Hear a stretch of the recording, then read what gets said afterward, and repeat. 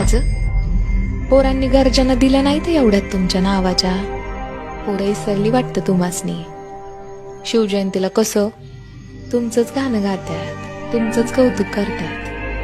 म्हणतात आम्ही शिवबा राजाचं भक्त, आणि मग म्हणतात आम्ही शिवबा राजाचं भक्त. पण आजोबात मागं पुढं बघत नाहीत, सांडताना एकमेकाचं जातीवादापायी रक्त. आता काय सांगावं राज ह्या पोरासनी. शिवबा राजानं कधी भेदभाव केलाच नाही. आपल्या सैन्यात 18 पगड जाती जमाती, आणि प्रत्येक जातीचा तुम्हाला बी लई आदर.